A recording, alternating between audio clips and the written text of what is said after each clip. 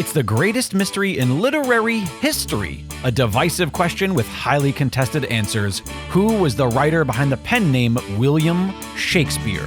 Welcome to Don't Quill the Messenger.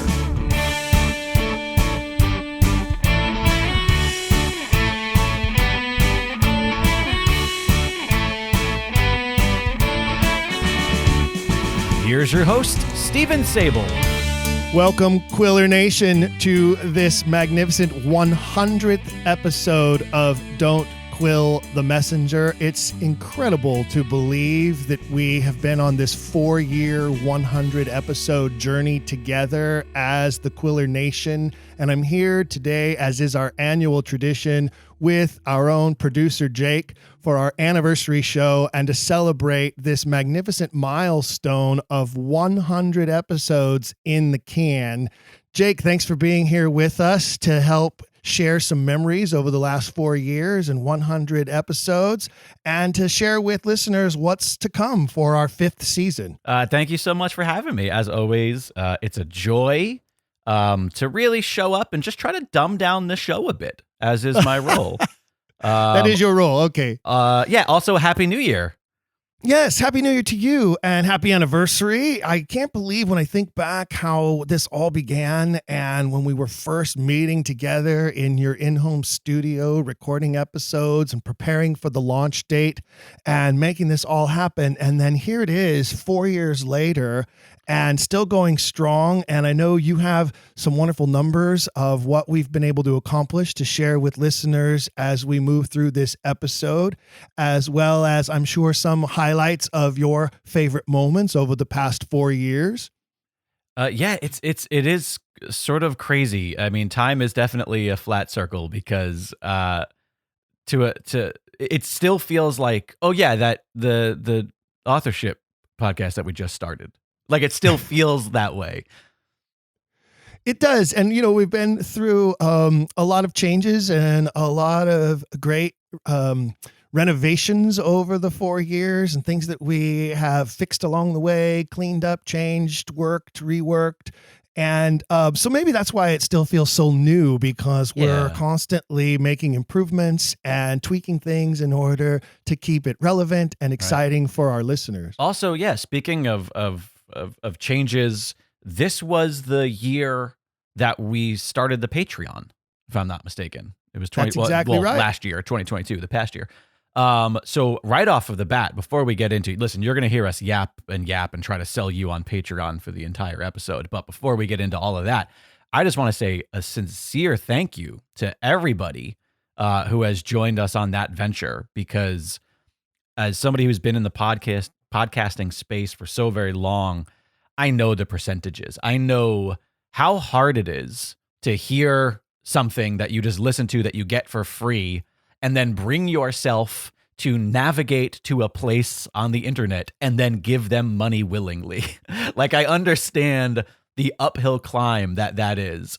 And so those listeners who have, done their due diligence to aid in the show, to become part of the community, and, coughed up a couple of their hard-earned bucks that they don't have to aid in our little show that it really means a lot to me. I agree. And it's very humbling to look at the list of growing patrons who have become subscribers at various levels to support the show and help keep us going and help fund us through another season that is now beginning after this 100th anniversary episode. You know, when you have a milestone like this, it's the tendency to look back over the past 4 years and the previous 99 episodes and sort of review and think about, well, what were my favorites and what favorite guests? And unfortunately for me, I look at it and I think, to name favorite episodes would be for me to also have to name favorite guests. And that's really hard to do. Obviously, we have guests who are favorites because they return regularly or have been on the show multiple times over the years. And so, that says something there. But it's really hard to single out certain guests and say, oh, well, that guest was my favorite, and that means that they were better than another guest or other guests of the past. And so I'm really hesitant to do that. We know. Listen, we all know, Stephen, that you have a favorite child. You just can't say who it is. I love all of my children equally, but in different ways. Jay. For New Year's, actually on New Year's Eve, we here at the Dragon's Den, we adopted a new pup. We got a new dog who, you know what? Of all of the communities, this community will appreciate what we have named our new dog. His name is Bookstore.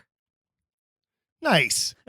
But in the past, we're recording this on the 10th of the year here. On the past 10 days, it's been. I'm hearing a lot from Alexandra of don't pick favorites.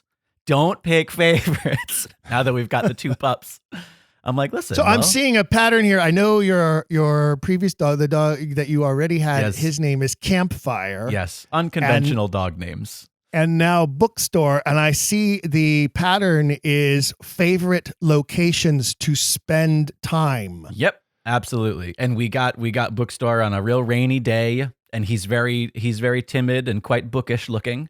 And we thought, hey, what's better on a rainy day than a nice cozy bookstore?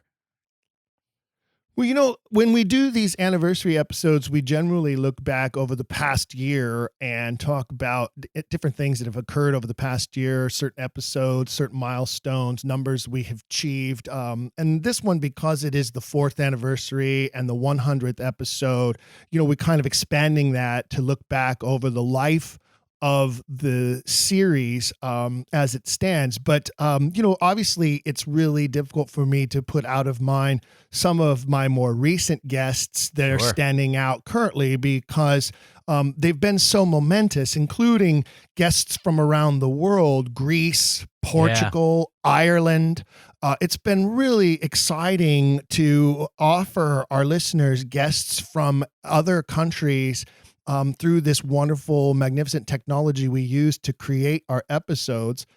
Of course, my recent visit to England and the De Vere Society event and that series of episodes stands out in my mind at this point because it's so recent and so momentous. Not everyone gets to sit down with Sir Derek Jacobi and Richard Clifford at their dining room table and talk theater and Oxfordian theory. Let's just get into that right off of the bat here because it was a fantastic episode. I absolutely love it. As a fan of British comedy, those two are just a delight to listen to. They sound like fictional television characters made for American TV. That's how British they are. But so much fun. But there was a couple moments in that interview that I really connected with. And in fact, there was a moment that I think, and I'm not saying this to be facetious and to to put you on the hot seat, Stephen, but I think there was a moment where you asked a kind of leading question and didn't get the answer you were expecting, and that to me, I loved so much because it also showed that we all have varying opinions, and the reason why we're drawn to the authorship mystery isn't always exactly the same. You spoke about the performance. You spoke about from an actor's perspective about the work. And you asked Sir Derek Jacobi about whether or not knowing that Edward de Vere or believing that Edward de Vere or whoever you think the author is the author, doesn't it enrich the performance, the character, the words on the page? And I know that's how you feel. You feel very strongly in that way. And I remember when Sir Derek said, no, I don't care who wrote it. To me, what's on the page is what matters to me. Now, that's not to say that he doesn't feel the same way that we all feel about, the Stratfordian situation, but I thought that was really, really fascinating because I knew that it caught you slightly off guard in that moment. But it also, as an actor myself and a writer, I have created characters.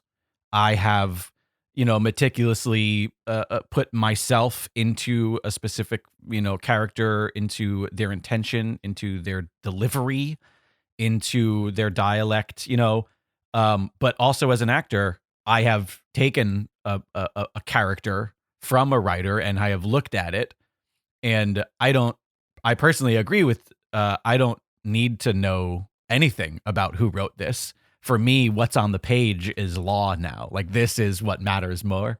So it was interesting to me that he sort of shared that opinion with me, which I enjoyed thoroughly.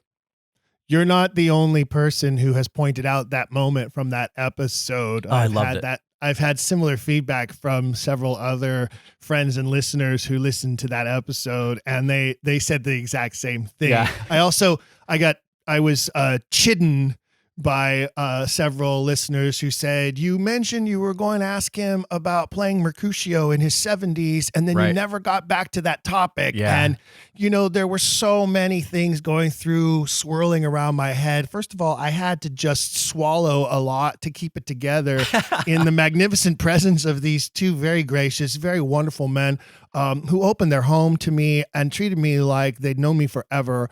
Right. In the meantime, I just had to keep my feet planted on the floor underneath the table so that I wasn't quivering with excitement at being in their presence.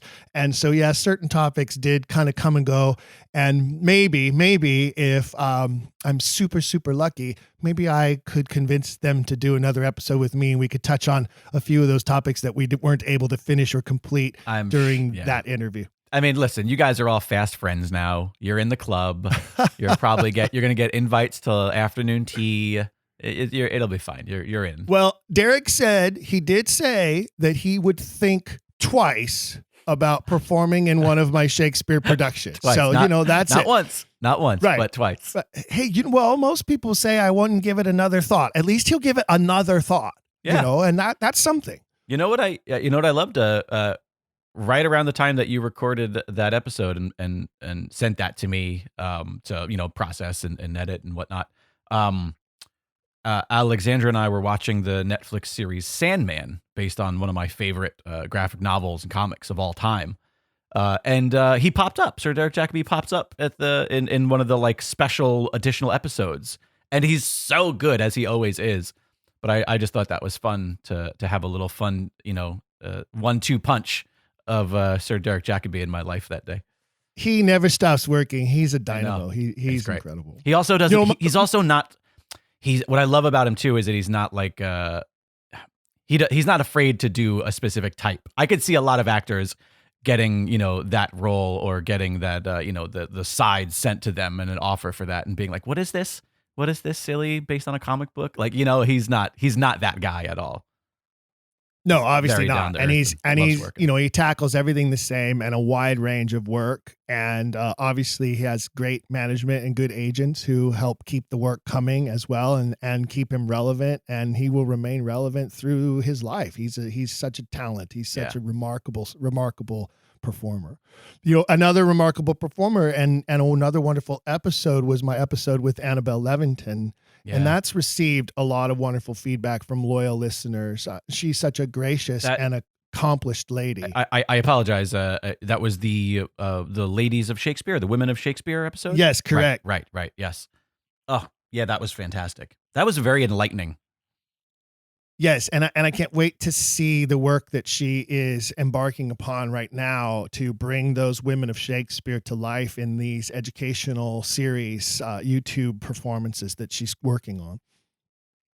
And then, to top it off, like the trifecta of the visit and the 3 episodes, of course, I'm sure the club of people who have spent an hour or two with Jim Warren in the British Library has pretty limited membership. Right. And so that was another super exciting moment and a great episode that was so long overdue in 4 years of broadcasting this series. Yeah. And to finally get James A. Warren as a guest was another great coup for us, and another great milestone. That was another interesting episode in which definitely, I learned a lot of things, but 2 things that I really learned. One that I know you learned as well, but the first being that it's not as easy to access a lot of this stuff as I thought it was. There is a semblance of runaround that you have to kind of go through. And to hear that it's not every page of this stuff is just digital somewhere, that has just been scanned and copied. Like, I just assume that everything that's ever been put to pen ever you can access at any given point in time. Like, that's my general understanding of the world's information at the moment.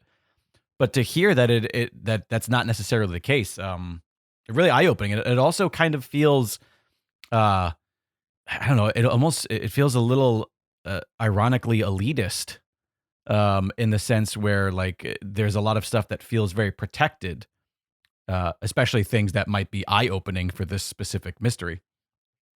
That's a good point. But also you have to think about that's labor intensive, and these libraries and these research centers, they don't have the man hours available to have somebody just, scanning everything. Yeah, and some stuff makes sense. Probably wouldn't want to be handled that way anyway, or to be exposed to whatever machine would be needed in order to digitize everything and have it available in a digital format. So I think there's some of that involved. Sure. Especially because of the second thing that I know we both learned is that you don't wear white gloves when you're handling an old book because you might rip a page. Right. When you were like, oh yeah, the white glove books, and he was like, no. Actually, when you're wearing a white glove, you don't know your own strength. And I thought that makes so much sense. It really does. And when you think about it, there are oils on your fingers, but oils on fingers have been touching some of these books and pages for hundreds of years, and they seem to be just fine. Right. So it does seem to make so much more sense to not be so worried about that, but to be more worried about tearing of paper. Yeah, because you would be huge. You won't be sensitive. Your finger won't be as sensitive. You won't feel it through the glove, so you might not know that you're tugging on something, or Right. That's interesting. Right. So another wonderful thing that happened in 2022 was one of my favorite milestones, and that is that we surpassed more than 100,000 downloads of episodes of the show. We did. As of today, time of recording. Oh, actually, last processed this morning. We are at a total of 109,397 unique downloads. And so that's across all episodes. I mean, it's outstanding to hit the 100K mark. Is fantastic. And it's just to show, we're at 100 episodes. So if somebody were to, if we were to assume that everybody listens to every episode, you could do a little math on there. And we know that that's not the case. Not everybody listens to every single episode. Some people cherry pick and stuff like that. So it just shows you the reach that something like this has and how many people are interested in this subject. And I feel like it's only, there's only ever going to be growth. The arm is only going to get longer. The reach is going to get farther. Yes, and you're right. There are, one of the things that was very interesting to me early on in the earlier years of the series was looking at stats and realizing that certain episodes were going to have a lot more listenership than other episodes. Sometimes it had to do with the guest. Sometimes it had to do with the topic. I know we have listeners who bounce around and only select topics that they're interested in, like whether it be theater-based episodes or whether it be dynastic succession-based episodes or scholarly or music. So I understand that, some listeners are choosing based on their own specific interests. Right. But also one of the things that was very enlightened to me early on that I realized is, of course, the earlier episodes are going to have larger numbers because as new listeners find the series, they tend to go back to the beginning and start at the beginning. Yep. And some, unfortunately, it's true, but some listeners don't stay with it. No. They go, they listen to 5 or 6 of them, 7, 8 of them, go, not for me, I'm moving on to something else. And for some, it takes them a long time to do 100 episodes. I can tell you that the top 1, 2, 3, 4, 5 episodes, as far as in unique downloads is concerned, are the first 5 episodes of the program in order. And so that is just how podcasts work, for the most part. Now, an episode that popped up 2 years ago in 2020-21, begin at the Beguine. I never know how to pronounce that. Yes, begin at the begin. Begin, there we go.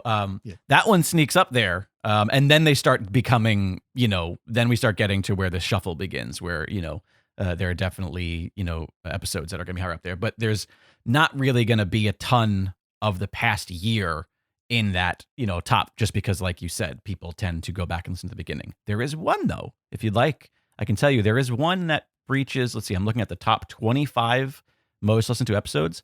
There is one from 2022. So there is one that broached the top, and actually it's in the top 20. And it was Oxford's Voices. Very nice. That's incredible.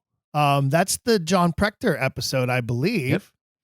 Yep. The one where he talks about his voluminous work about the number of pseudonyms that Edward de Vere used throughout his lifetime, and which writings and which compositions from those names he felt needed to be credited to Edward de Vere. Right.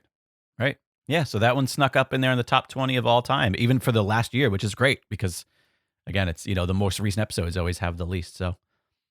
That's really good, and that tells me that we need to talk to John about coming on again and doing a follow-up episode about how his work has been received now that it's been out for a while and been accessible and available to people, and some of the feedback that he has received from those who have, dove into it and really absorbed the amount of work that he has done there. That's a good one to put on the books for 2023 and season 5. Right. Well, speaking of feedback and checking back in, that was a fantastic segue there. I want to, if it's okay with you, I want to talk about a couple of our reviews that we have received. Are you going to get into the hate mail issue again? Because it's really slowed down quite a bit. I haven't seen a single piece of hate mail in the last maybe 16 months. This past year, I did not get any. Maybe they send them to, maybe they figured out that they should go directly to you now. No, actually, it's true. And I've kind of been puzzled by that because we used to get, not a lot, but every once in a while we'd get some, I don't want to call it hate mail, but we'd get some skeptics or critics or, you know what it was? Naysayers. It's that they're all going to happen when the show first starts, because that's when they're like, what is this silly thing? Oh, these people are a bunch of kooks, and now that the show's just been going on for so long, their attention is elsewhere. Sure. But I miss some of those because they were actually kind of fun to read each anniversary episode every year. Well, but before we get into some of the new reviews of the past year, I want to follow up with a review from 2021 that we received on Apple Podcasts. This was a review that I actually remember reading on a show. I think we might have read it on our anniversary show last year. And I want to see if this person is still listening or not. This comes from Beckalee, Bekalee, via Apple Podcasts in the US. And her review was, gives me something to think about. 5 stars. While I'm a Stratfordian at this moment, I do enjoy listening to this podcast. I may not agree with them, but I enjoy listening to what they have to say. It really gives me something to think about. I've always taught my daughter that even if you don't agree with somebody, you should listen to what they have to say, as long as they are logical and aren't hateful, racists, or bigots, of course. I wanted to practice what I preached by listening to this podcast. I really enjoy the different guests and the conversations. It has absolutely given me something to think about. So thank you guys. I will definitely keep listening. So, Beckalee, are you still listening? And if so, are you still a Stratfordian? Because it began with, while I'm a Stratfordian, parenthetical, at this moment. Excellent. Excellent to revisit that and to put a shout out there to Beckalee. And hey, Beckalee, if you are listening to this 100th episode, please drop us a line. Send us an email to contact@don'tquillthepodcast.com. And let us know where you stand now, and if you're still listening and still part of the Quiller Nation. And if you are still a Stratfordian, that's fine too. We want to hear that as well. Like, this isn't just like we're not only looking for a victory to turn somebody here, but I saw that when I was looking through reviews, and I thought, oh, this is great. So yeah, Beckalee, we'd love to hear from you again. Yeah, absolutely. Indeed. So let's read a couple of our Apple Podcast reviews. And of course, before we get into this, if you're listening to this right now, this 100th episode, 4-year anniversary, and you've been with us for a while and you still haven't left a review, please consider heading on over to Apple Podcasts and leaving a review, rating and a review. If you don't use Apple Podcasts, if you don't have it on your phone, or if you don't have an Apple device, maybe you don't have an iPhone or an iPad, you can simply Google how to leave a review on an Apple Podcasts without an Apple product. There's plenty of guides online. Essentially, all you need to do is just get iTunes for your computer, and it could be any kind of computer, Mac, whatever you have. I'm sorry, a PC or whatever. And you can actually leave a review right through iTunes. So the reviews really help us out. They help push the podcast suggestions in the app for other people who might be listening to podcasts of similar nature or within a similar category. People listening to stuff about, literature or history. It might suggest this podcast to people the more reviews that we get. So please consider leaving a review if you haven't. And if you're on Spotify, you can now leave a rating on Spotify. You can't write a review, but you can still throw us a 5-star, which goes a really long way. So excellent advice, Jake. Thanks for sharing that. And, we do try to remind people once in a while at the beginning or the ends of episodes. But I'm so glad that you spelled that out clearly for everyone and the importance of it. Also, and you're right. If we're, the numbers that we have, if each and every one of you out there listening, if you just take a few minutes to do that, it can help drive those numbers up and introduce this wonderful mystery to more potential members of the Quiller Nation. Especially if there's an influx. If everybody this week, the week that this comes out, if everybody who's never left one goes and leaves one, and it all happens at once, the algorithm in Apple Podcasts will notice that. They will catch on that, and then it'll really push those suggestions. Please consider that. Help us trend. We could be trending. So this first review comes from somebody with a name that I absolutely love. It sounds like a comic book character's alter ego, secret identity. It comes from Swanson via Apple Podcasts in the US. Swanson says, late to the party, 5 stars. This podcast is really wonderful for natural skeptics and those who have been bothered by the, quote, traditional author biography.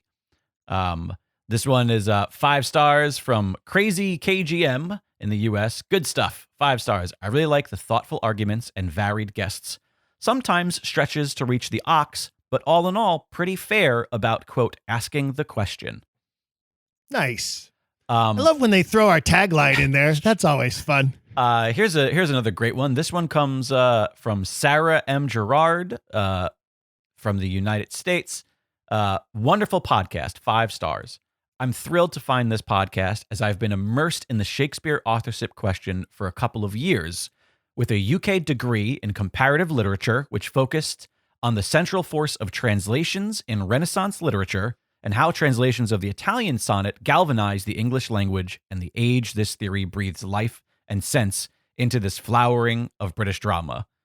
As a clinical psychologist, the childhood of Edward de Vere resonates perfectly with the author that shine out from the work. Finally, I wholeheartedly agree. This podcast is such a balm for difficult and unsettled times we are confronted with in America and Europe. Wow. Thank you, Sara. And I do believe that Sara is one of our Patreon patrons. Well. Fantastic. One of our official Quillers. Yes, indeed. This one comes from Colorado Springs. This is Rich Wood. Highly informative and entertaining, 5 stars. Don't Quill the Messenger is a highly informative, entertaining, and ongoing conversation about a truly fascinating historical and literary mystery. I look forward to every episode. Thank you so much, Rich. Yes, Rich, thank you. And I'm glad that you wait with bated breath for each episode to drop and become available. Here's another one from another person with just a great a username or a great handle, Vaingloria. Like Vainglorious, but Vangloria, like the woman's name, Gloria. I love kiss. That. That's awesome. And everyone knows that happens to be one of my favorite words. It is, same. I don't know what happened, but sometime when I was like a preteen, I learned what the word vainglorious mean, and then I just overused it to the point where people are like, why do you keep saying that? And I was like, because I'm a bit vainglorious, and I want people to know how much I know it. All right. Excellent resource, 5 stars. By the way, this one comes from Great Britain. Vangloria is in Great Britain. Vangloria is British. Wonderful. I'm really grateful to this podcast for so much fascinating content on the Shakespeare authorship issue. It's pointed me to some great books, and it's so interesting hearing about the findings of some really remarkable researchers. Keep it coming, please. Jake, and she makes a great point there, and it's one of the things that I'm most proud about with this series is the number of authors and scholars we have been able to welcome to the program and allow them a forum to share the work that they have done and to share their publications and help our listeners find those publications and expose themselves to the writings and research there. And I want to make sure that everyone who's listening now knows that if they have something they would like to share, please reach out to us and let us know. That's one of the functions of this series, is to provide a vehicle for those of you who are putting in your hard labor to add to the discussion and the conversation with research, whether it's research that you're publishing on a website, or it's YouTube videos or webinars that you're creating, or it's a full-fledged book that you have produced or published, self-published, or we're successful in getting a publisher to pick up. Anything that we can do to help share that with our listeners, we love to do. So make sure you reach out to us at contact@don'tquillthepodcast.com and it's okay to suggest yourself as a guest to promote your work. It's one of the functions we are most proud of. Yeah, I mean, I think that when we pivoted with the show and we started the Patreon this past year, we talked about how, despite the fact that the overall goal, of course, is to put out an entertaining and informative podcast that people will enjoy and they will listen to. We are an entertainment product, first and foremost, but making this show a hub, making it a gateway, and making it an actual community in itself is another goal of Stephen and I's. And I already see that happening just in the emails we get, in some of the social media responses. I'm starting to see familiar names and familiar faces.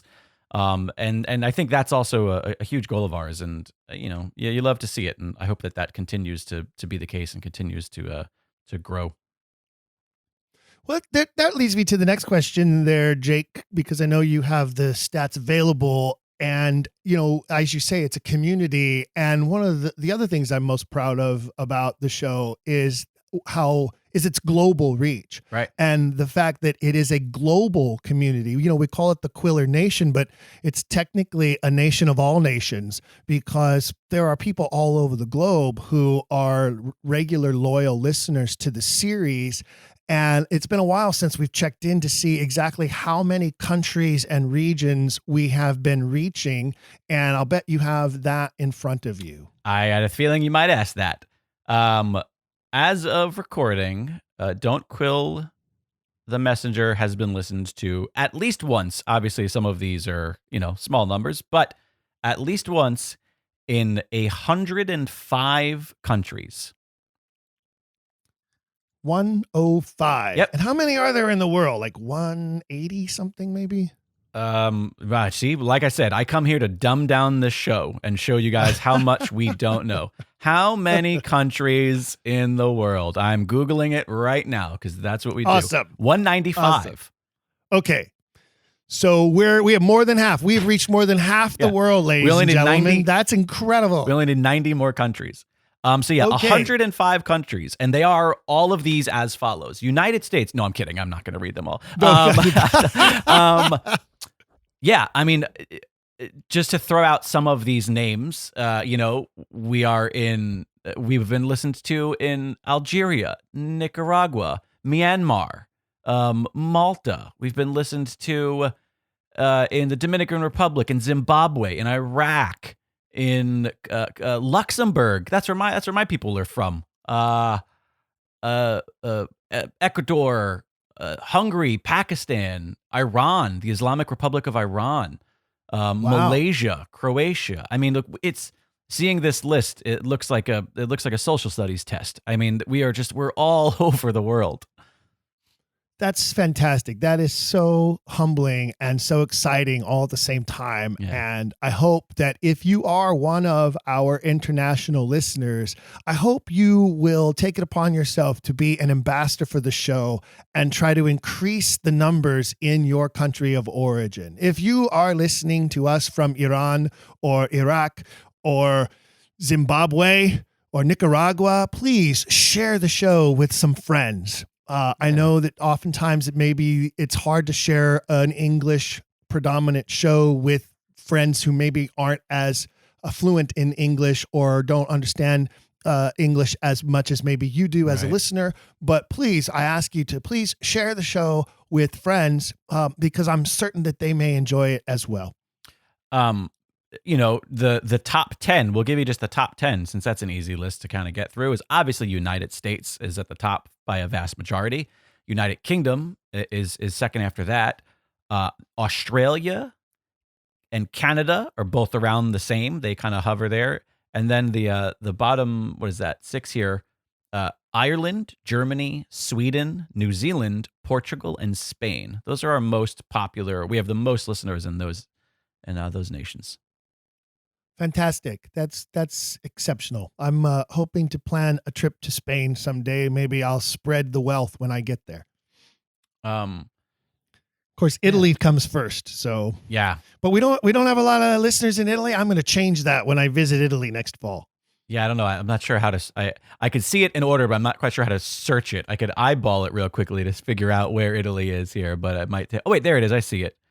You know what? It seems like we either have a handful of listeners in Italy who've listened to a lot, or we have like 2 listeners who've listened to every single episode.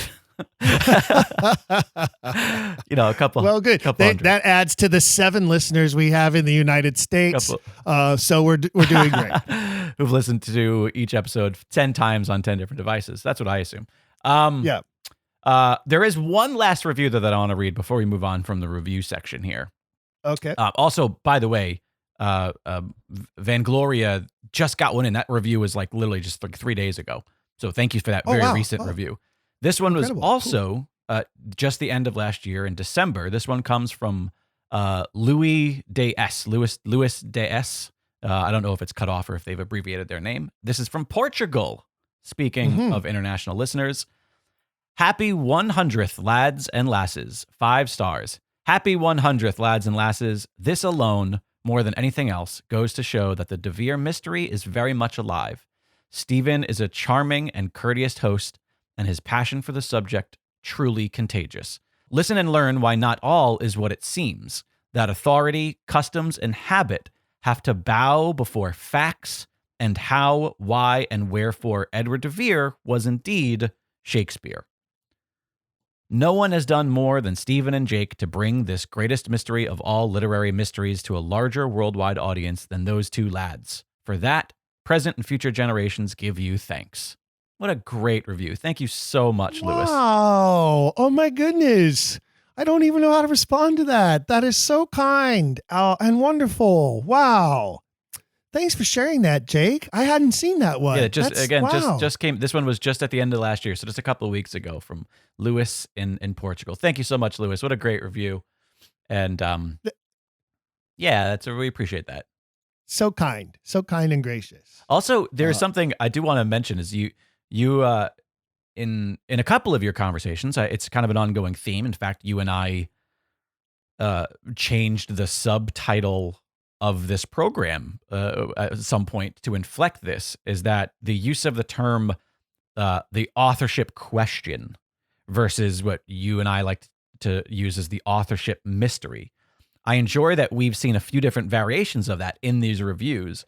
Earlier, one of our reviewers referred to it as the authorship issue, which I really like because it makes it seem like we need to address this. If it's an issue, everybody needs to pay attention. There's like we have issues here at Don't Quill the Messenger. We have major issues. But I kind of like that because it is an issue. Like we have a mass misinformation. Like that's an issue. And then that last review just referred to it as the De Vere mystery, not the Shakespeare author, which I love that as well, because it's like, hey, there's a mystery about this other writer out there who not a lot of people are aware of. Well, and that's true. And that's a good point indeed, because we do know for an absolute fact that Edward de Vere was a writer, and we have evidence of his writings, and then suddenly they just cease. Right. And so that in itself could be considered its own mystery. Why did this man who started writing poems and sonnets and other things, dedications to books, etc., why did he suddenly cease writing? Where did all of his work go? Right. Is a part of the mystery. And so that's a very good point. That just sparked a memory of something that I meant to talk to you about fairly recently, and we'll just have a quick little sidebar here. Very good friend of mine, an incredibly funny stand-up comedian by the name of Mike Bridenstine, just released a new stand-up album, and in that album, he has a bit, and listen, he's a great guy. It's a funny bit, regardless, where he talks about hearing about the authorship mystery, and he equates it to silly conspiracies. And it's like it's a quick little throwaway one-liner thing where he says, "Oh, I've discovered that there are people who don't think Shakespeare wrote that." And then he goes on to equate that to other silly things in a very comedic way. And we were not mad at him. The second I heard that, I texted him and I said, "Oh, you have no idea. I just heard your album, and one day I will talk your ear off about the Shakespeare authorship mystery, because your premise is wrong." The premise, of course, being Shakespeare didn't write his own work. That's not what the argument is. So he has a very, very fun and successful comedy podcast that I am forcing my way onto just to talk about the Shakespeare authorship mystery and just to shed the information that I have with him. And I thought that was funny, because I'm fully expecting to just sit, with a bunch of fellow, stand-ups who are just going to grill me. And if anybody out there has what are your, this is the smoking gun for you? What are the bullet points? Because I'm not going to have a lot of time, I guarantee you. Feel free to write us and give me some advice on what are the bullet points for no, this is how you best explain it. Because I feel like I have a good grasp on my explanation of it and how the premise of Shakespeare didn't write his own work is wrong. It's that Shakespeare was a different person. That's the argument. Correct. Right. But I'm definitely going to be using, the work of Bonner Miller Cutting, because I think the will, to me, is still to this day the thing that really made me a true convert. What you mentioned about De Vere's work just kind of stopping, there's a point that we make in commercials for Don't Quill the Messenger in other podcasts, in which, Steven has commercials for this show that we play on other podcasts, and we have to try to pitch in, 30 seconds why you should listen to the show to people who might have no information or understanding or even concern about the issue. And one of the things that we say is, in today's society, we have all of the world's information in our fingertips, and misinformation still spreads rapidly. So how easy would it have been 400 years ago for a simple mistake to gain global traction when we didn't have the internet and we didn't have Twitter in real time? And I love that point, and I love that wrapping for the mystery that makes it so accessible, in my opinion. And I'm definitely going to present that case.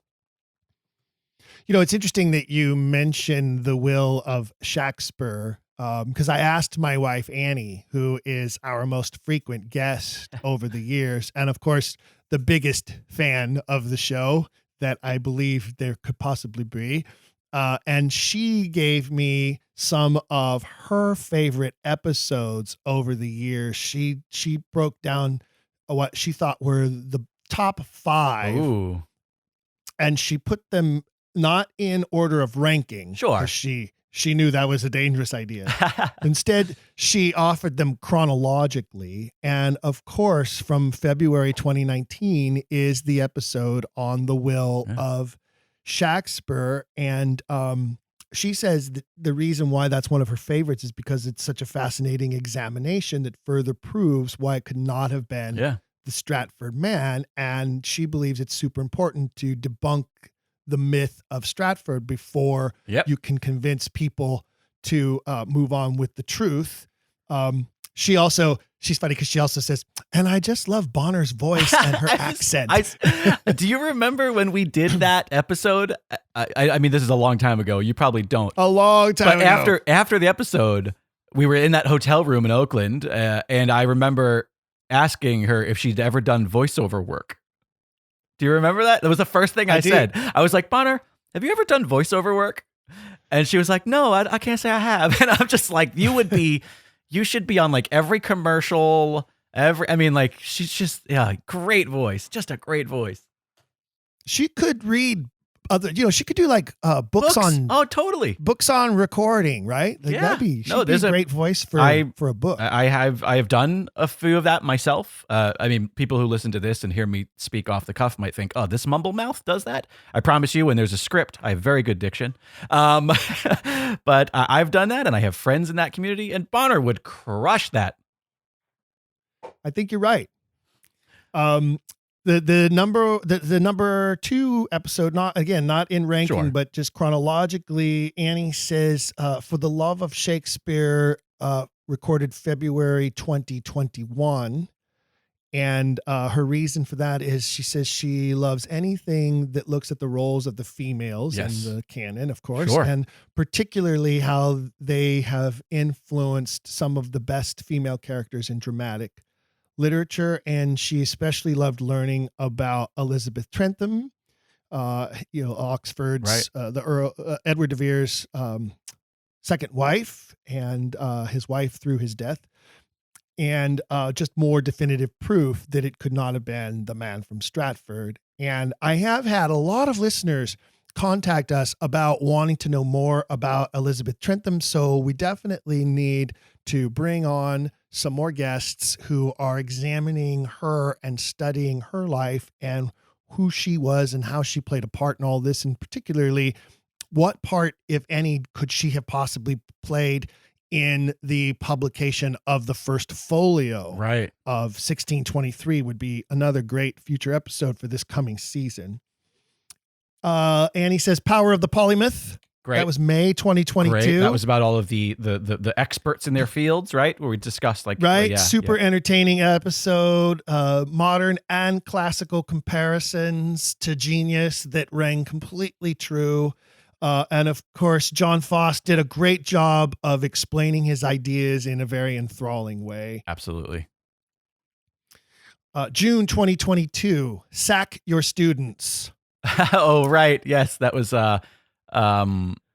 David Monty, wasn't it? Yes. Talking about how he teaches the Shakespeare authorship mystery to his students, and the connection to education, the importance of the mystery to theater, literature, and history education.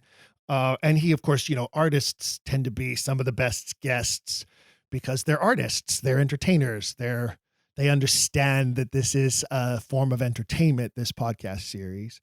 And then, of course, the last one she lists here is one of the most recent, and it's with Annabelle Leventon, the Women of Shakespeare Masterclasses. And, Annie, of course, the moment she listened to that episode, the first thing she said is, I want to meet her. I want to sit down and talk to her for the next 3 years about the women of Shakespeare. And she loves what Annabelle is doing to promote the authorship mystery in the halls of education. So that's great. Those were that's a great top 5, Annie.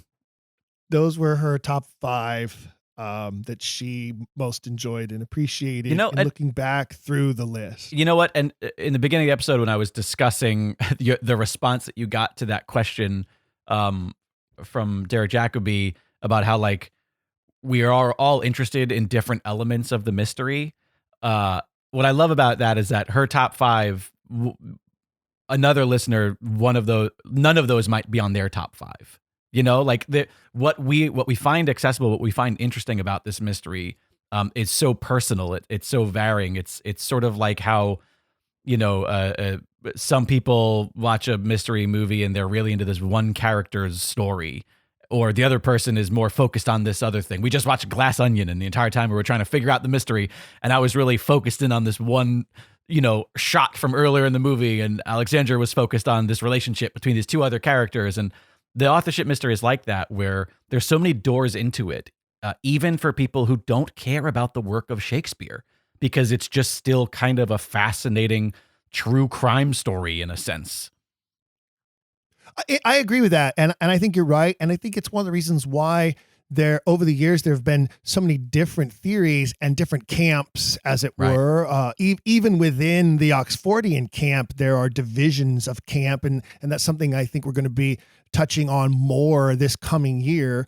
But, I have a future episode coming on the work of Russian scholar Lev Leversky and what the Russians believe. And the Russians believe that it was Rutledge, Earl of Manners. They have no connection to Oxford at all, but I believe that deserves some investigating, and we need to understand what the authorship mystery has been to scholars in Russia over the centuries, and the way it has played out, the way any inquiry at all was stalled by communism for a long period of time. Okay, right. So there's a lot there to unpack, and that's going to be a wonderfully interesting episode when it's put together and ready for release. Yeah, very interesting. As I mentioned, there's the different. So that's a whole camp all in itself. Obviously, we've touched on the Baconian camp. We've touched on Marlowe a bit.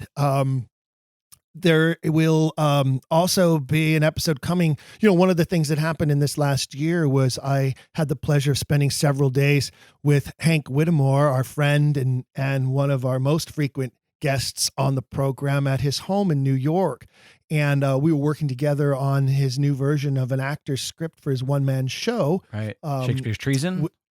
Right. Which and then we also recorded a series of episodes while I was there. And in fact, we have one more episode from that time when I was there that circumstances of other great show opportunities have kept us from releasing. But I assure you, it's a bombshell episode for the coming 5th season.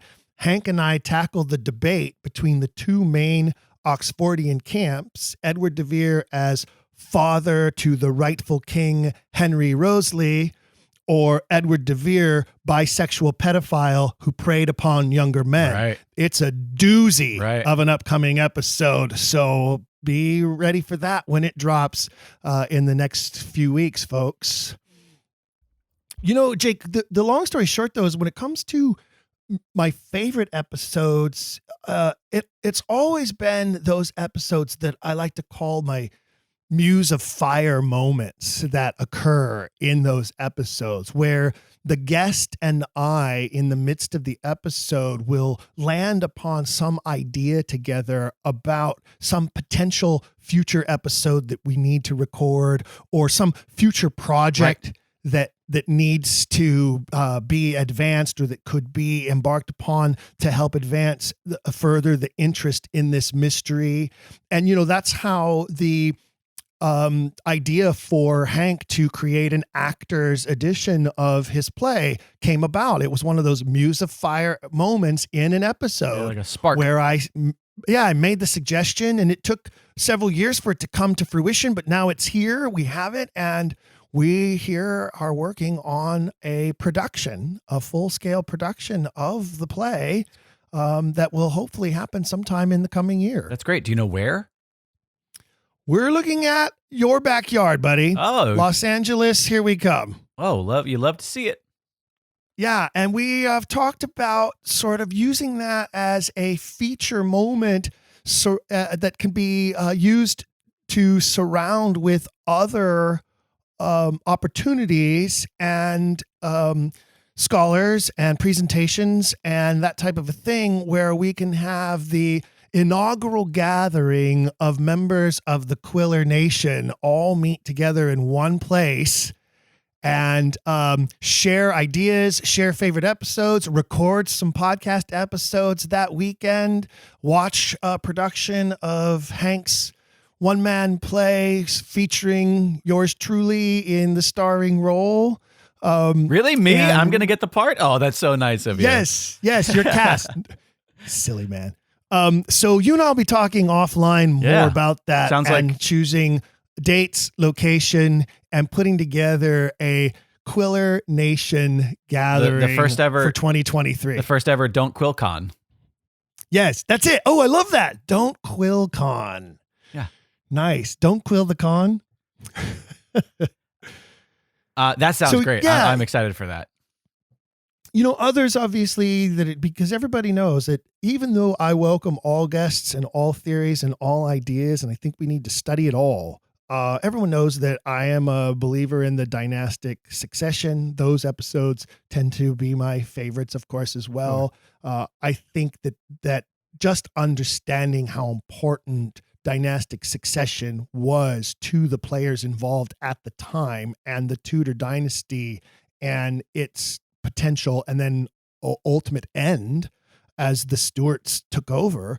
I think that's a big key to understanding the Shakespeare authorship mystery. Also, favorite episodes always, of course, include fellow artists, musicians, actors, composers, poets that we've had on, because I believe they have a keen understanding of Edward de Vere's creative process. And most scholars don't necessarily have that same passionate connection to the artistic process in trying to understand why he is the author of these works, Yeah, it's fascinating. Another great memory I like to look back on it. If you remember, around this time last year, we held our sonnet contest. Yes, right. I remember. Yeah, and that was great fun. And we had some fantastic entries, some wonderful winners. A few entries came in a little bit behind the deadline, including a few from the famous sculptor, J. Hall Carpenter. And listeners can visit Jay's website to see some of his magnificent work. He is an extremely talented artist, and he's also a loyal quiller. And one of his entries, and he's such a clever man. Artists are so clever.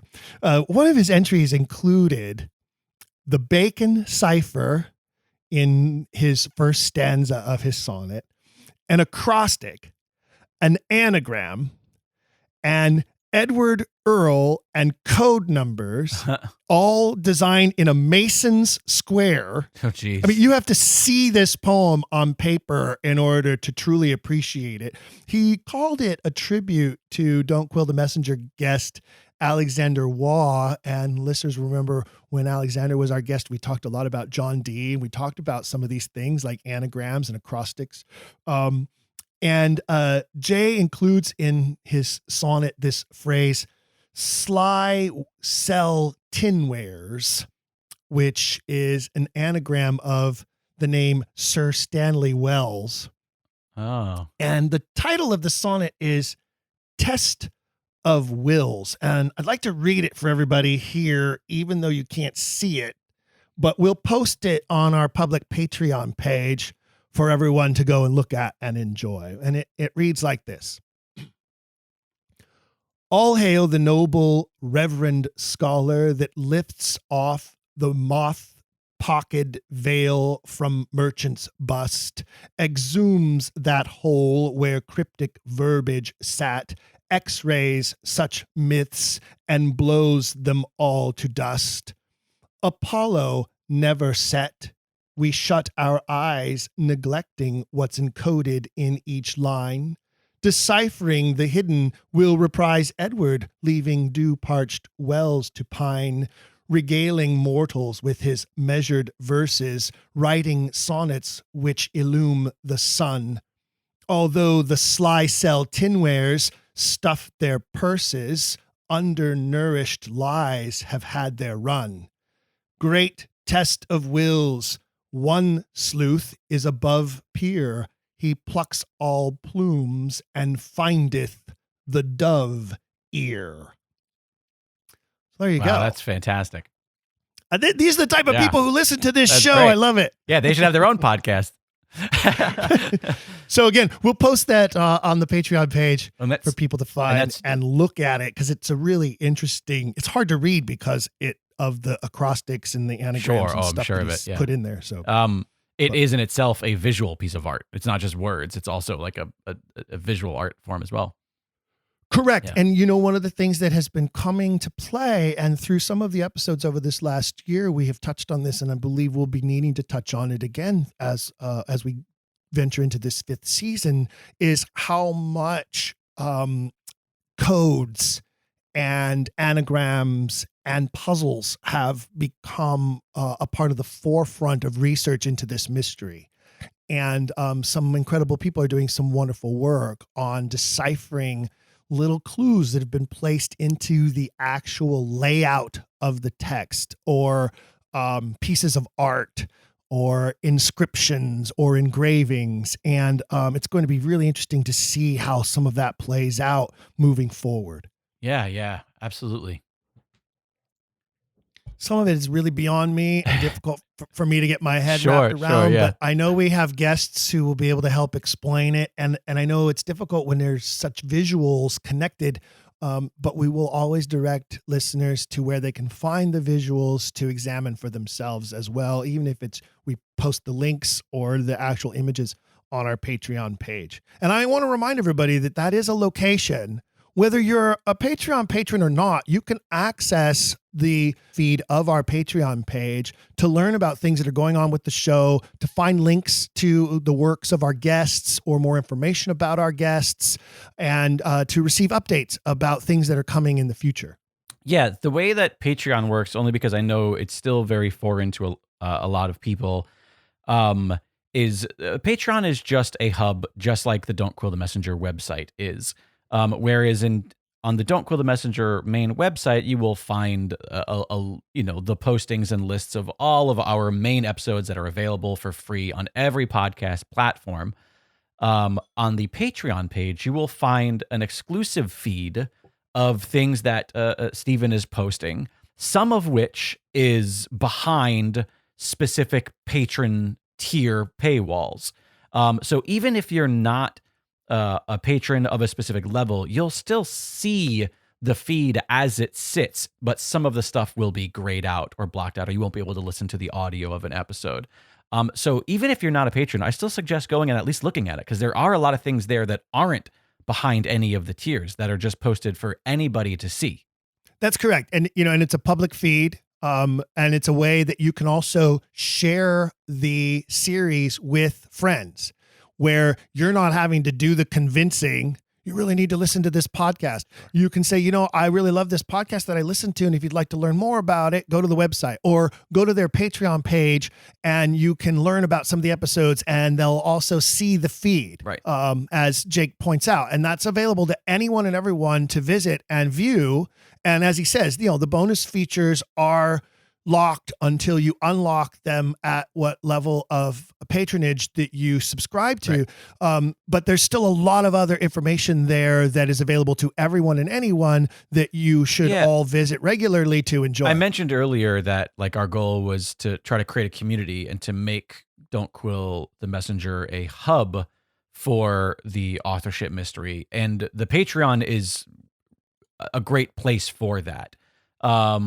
And it's one of a few, because we do have don'tquillthepodcast.com, which is the actual website itself. We also have the Discord, which is completely free, which is a link also at don'tquillthepodcast.com. The Patreon, there's so many different ways that you can engage with us. Also, just our social media accounts at Don't Quill the Pod on both Twitter and Instagram. So there's no shortage of ways for you to participate in the show, to connect with other Quillers, and to get access to items beyond just the free feed. And speaking of opportunities and access of things beyond the feed, it is the first episode of the month, Stephen. So there is a task that we have. Indeed, it is time. You know what, Jake? We need like some dun dun dun music or already. something here. Well, that proves to me that Stephen does not listen back to his episodes, because there is music, Stephen, and I put it in every episode where we name a Quiller of the Month. Oh, that's really funny. Busted, Stephen. Absolutely busted. Because it's vain to listen to yourself. I don't go listening to myself. I don't like to watch myself in film footage either. Stephen, I'm on top of it. All right, I'm a professional. So what this is, if you're not familiar with what the Quiller of the Month is all of our patrons at a specific tier and higher get entered into this monthly contest to be named the Quiller of the Month. Higher tiers get more entries into this monthly giveaway. And I say giveaway because you get a item of your choice from the shop over at don'tquillthepodcast.com. There's masks, mugs, t-shirts, hats, whatever you'd like from the shop there, just as a little thank you, as a way to give back for being patrons of this program. And of course, just the clout of being able to call yourself the Quiller of the Month. There's only one every month. And of course, there's no limit to how many times that one can win this giveaway. It is a completely randomized contest. I put all of the names here into a website called wheelofnames.com. They're not a sponsor, but they're very handy. In fact, sometimes we use wheelofnames.com to decide what movie to watch when we can't decide. But I have done that. And without further ado, do you want to spin this wheel, Stephen? Here we go. Alrighty, the wheel is a spinning. And the Quiller of the Month for the month of January 2023 is John Foss. John Foss, I believe a two-time Quiller of the Month. Mr. Foss, you are the winner for the first Quiller of the Month of the new season of 2023. Congratulations, my friend and fellow Quiller. We're so glad to have you as a loyal member of the Quiller Nation. Jake will be sending you an email with details on how to collect your free item from the swag shop. And to return the favor, Jake, I'm going to put you on the spot now. You've been promising the Quiller Nation that there would be new swag items for them to peruse and potentially purchase. And so, my friend, I'm putting the pressure upon you to please fulfill that request. Absolutely, yeah. We have a few designs that are in the works, and we'll definitely have that stuff up within the next month. Awesome. One of my favorite aspects of hosting this show for the past 4 years have been the things that I receive from listeners by email, sometimes by snail mail, and even sometimes directly passed to me. My wife, Annie, has a coworker who discovered the podcast and became an instant Quiller. So here's a shout out to fellow Quiller Robert Smith. Annie tells me Robert has worn his Don't Quill the Messenger t-shirt to work on occasion. And recently he sent a magazine home with her to share with me. It's a copy of All About History from 2016. And the cover story is Shakespeare Uncovered. I have to say the writer does a great job of skirting the line of the authorship mystery and does include many of the mysterious details that lead to skepticism. So it was a wonderful magazine, and I was thrilled to receive it. For decades now, I have been known to many as the Shakespeare guy from my years of teaching Shakespeare to students in school. 9 years as the artistic director of a Shakespeare festival. 9 years as the head of a classical theater company in LA, where we perform 2 of the Bard's plays every year, each season, to now this podcast, to my current Shakespeare company here in Southern Oregon. Also, many people fondly refer to me as the Bard Man. And I can assure you, Stephen, it's not always a term of endearment. Sometimes it's like, oh God, that Shakespeare guy just won't shut up about Shakespeare.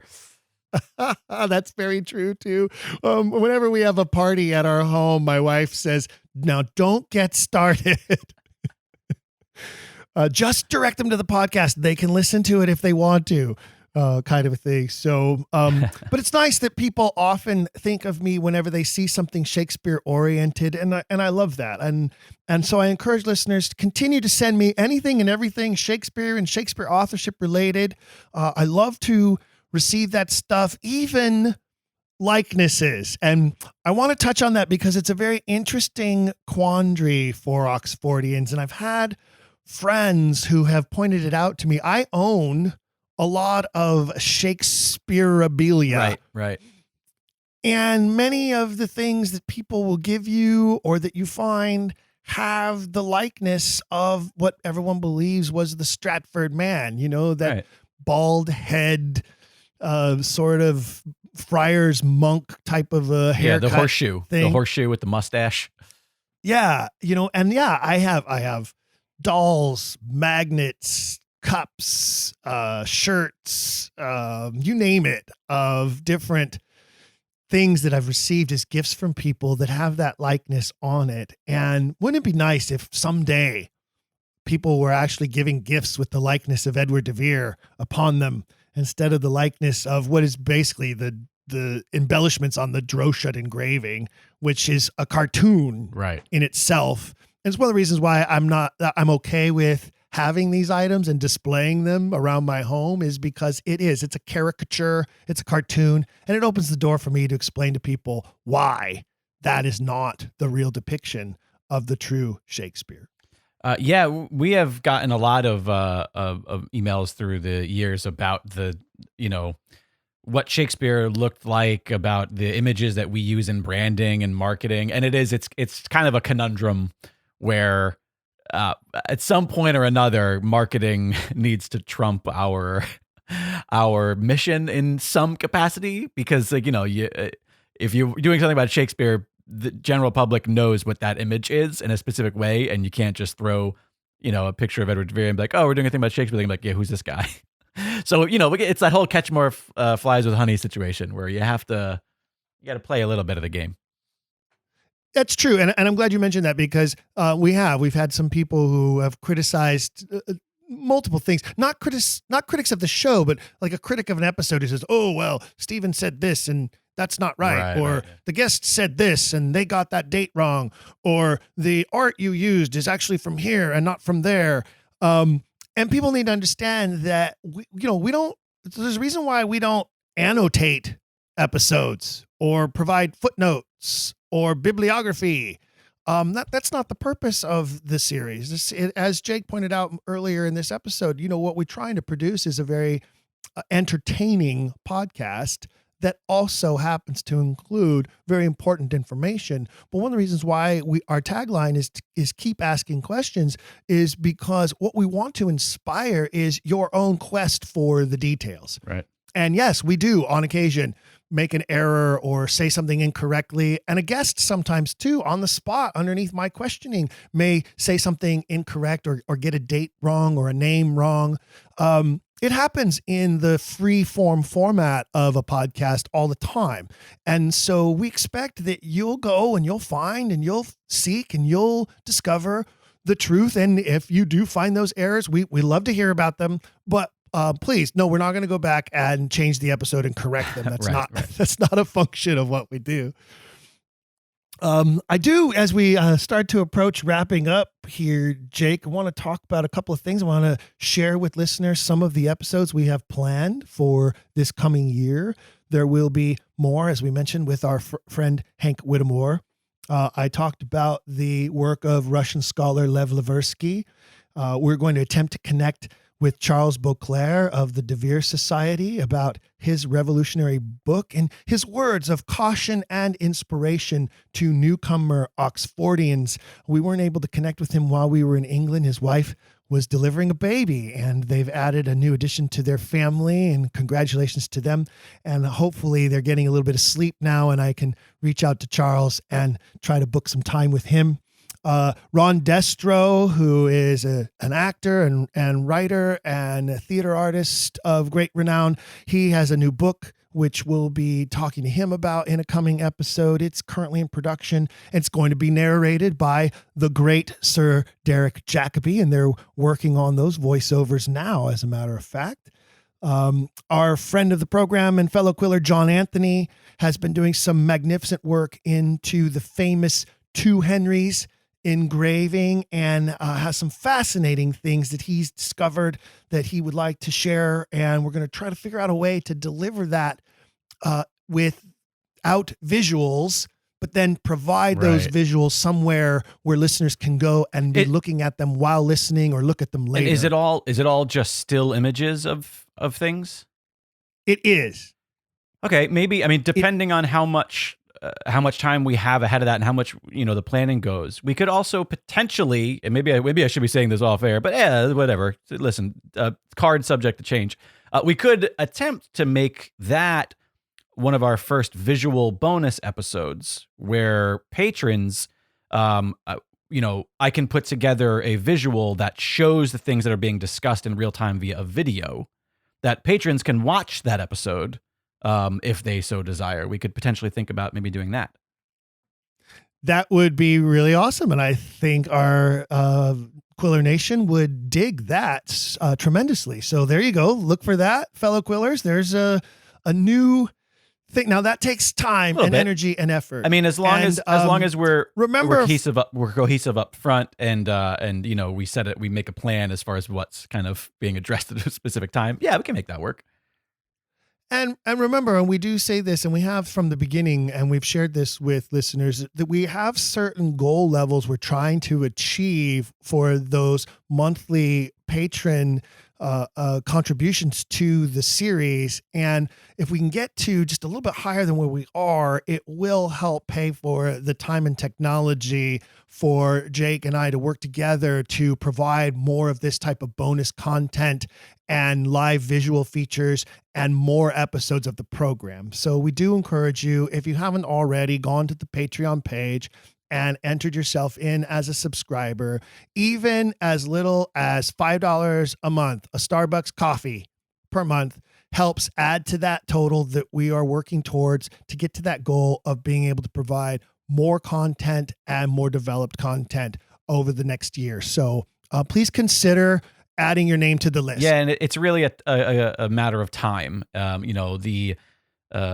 As of right now, I can say that for both Stephen and I don't think I'm speaking out of school here, that this is very much a passion project at this point. And getting to a point where we can afford to dedicate more time, because it's all about time. It's all about the hours and the manpower to put into it. We have so much more that we could be doing and that we can give.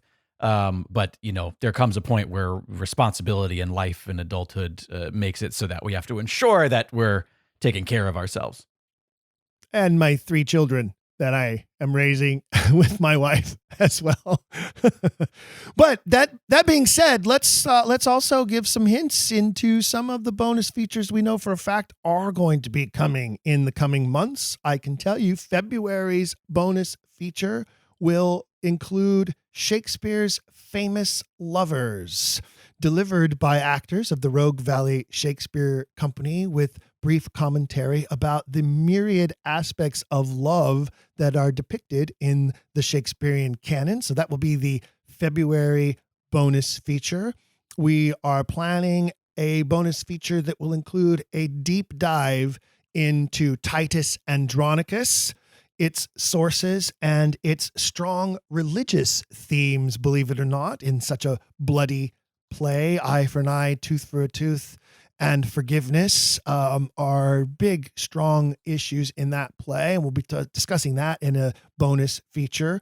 There'll be another film watch along coming this spring, and you can send us your suggestions on which film you would like that to be, as well as all of your other requests and suggestions are always welcome. Contact at don'tquillthepodcast.com. Contact at don'tquillthepodcast.com. Send us everything, your ideas, your thoughts, your suggestions, your criticisms, and your praise. We love that too. We love your praise. Absolutely. Listen, we do this 10% to get the word out and 90% just because we are actors and performers and we're just desperate for your attention and your adoration. And that leads me to something new coming this year. Something new coming this year from Don't Quill the Messenger. Request a Zoom presentation for your group. Topics such as Shakespeare Authorship Mystery 101, Shakespeare the Stage Direction, the problem with the problem plays, and more are available as a Zoom presentation for you and the group of people you belong to.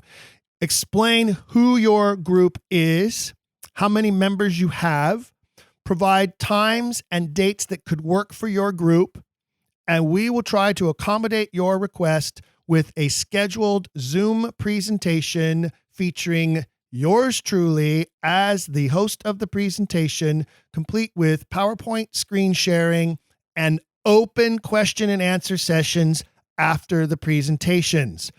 Are you a member of a Rotary Club, a Kiwanis Club, Lions, Optimists, Sir Optimists, Eagles, VFW Post, Reading Group, Library Group, Church Organization? Let's schedule a presentation for the members of your group to introduce them to this great mystery and turn them all into literary super sleuths. The key to this mystery could be in the minds or hands of someone who has yet to know the mystery and yet to put their skills to work on it. The best way to change the paradigm is to get in front of as many people as possible, one new person at a time, or in this case, one group of people at a time. Everyone is welcome to the Quiller Nation. As Jake has pointed out, our numbers are continuing to grow around the world. Let's keep it going. So if you have a request for a presentation, send us an email to contact@don'tquillthepodcast.com, and we will get to work on making that happen for you and your group. What do you think of that? That's news to me. I like it. It came to me this morning as this is something we need to do, that we need to offer to our fellow Quillers and to the Quiller Nation and to help them. Because, we say to people all the time, share the podcast with others, share the mystery with others. And it can be intimidating. People are genuinely afraid of being considered some kind of a conspiracy theorist, crazy person. I get it. I understand. Right. So let us do the work. You talked earlier about how your favorite episodes are episodes where you have that little spark musy fire moment or whatever you called it. Mm-hmm. I just came up with something. I don't know if I should give this away on air. Trademark Don't Quill the Messenger 2023, a authorship home murder mystery party. We write like what would be a murder mystery party for people at home. And people play the various characters at hand, and they have to figure out who the writer is given the details and the clues that are given throughout the evening. Listen, I'm not saying this is $1 million idea, but I'm saying, there's something that can be done here. You're right. You and I can. right. Yeah, right. No, you're right. There's something that can be done here. I mean, because obviously it can't be solve the mystery of the authorship because everyone going into it would probably know. Right, their own personal bias. Right? But it could be a murder mystery. Right. Maybe the idea is it's a group of scholars and one of them gets murdered because he's an Oxfordian. There you go. And you have to figure out who the Stratfordian killer was. What do you think of that? We have plenty of time to workshop this. Yes. Oh, I love this. This is a great idea. And those of you who have listened to the January bonus feature, Epiphany, 12th Night episode, that just dropped just before this episode's dropping. If you've listened to that bonus feature, you heard me talk about the 12th night party that Annie and I hosted here at our home with members and friends of the Rogue Valley Shakespeare Company. And we didn't do a murder mystery, but we did follow a lot of the traditions of 12th night. And one of the traditions that we talked about in the episode is the tradition of the hosts of 12th night parties sending character cards to their guests and asking them to come to the party dressed as their character and prepared to play that character through the evening, which is very much the predecessor of these murder mystery party concepts, right? Yeah. So if you think about it, that's all structured in a much earlier time, and it connects to our topic quite well. So I love it. A murder mystery dinner party, Oxfordian themed murder mystery dinner party. Love that. Something to think about. Indeed. All right. There you go. It's we're pushing an hour 30. This is what happened. You can't put Steven and I in the same space and ask us to talk and expect us to have a time limit. No, that's true. And I know many of our listeners enjoy the longer episodes because it helps them with their commute to and from work. I know some people stop and start. Some people like to go back and re-listen to things that they need clarification on. I love it when listeners tell me they've listened to episodes 2 or 3 times at a time because they learned so much from it or they enjoyed it so much. And that's great too. We just, as we close, would like to once again circle back to where we began, which is to express our gratitude and appreciation to all of you fellow Quillers out there, those of you who are contributing patrons, and those of you who are just regular listeners. We appreciate every one of you. There is so much content available out there in the world, and you choose us, and we consider that to be our honor and pleasure to provide to you this fortnightly podcast on such a regular basis. And we thank you, those of you who do contribute, to help continue that as we go into our 5th year of broadcast. Absolutely. Thank you so much for letting me join you once again, Steven. Thanks to all the Quillers for allowing me to be a part of this and putting up with me and my antics every year or so. Well, Jake, I say it. this often, maybe not as often as I should, but Don't Quill the Messenger is very proud to be a part of the Dragon Wagon Radio family. And it is indeed a family. And we do love to share the other series that are featured on the network. And we hope that our listeners will go and find some of those series and enjoy them as well.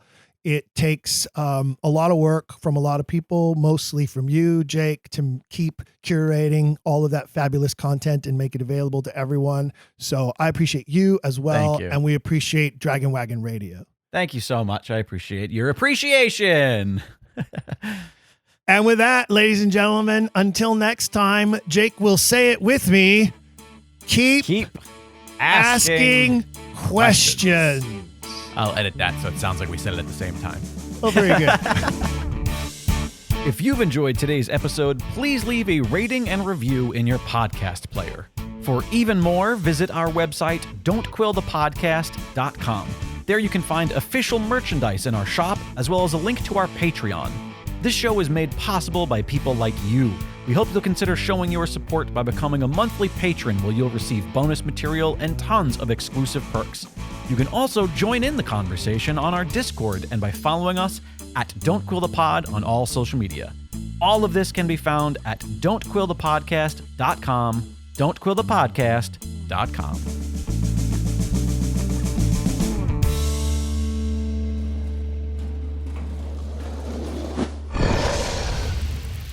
It's Dragon Wagon.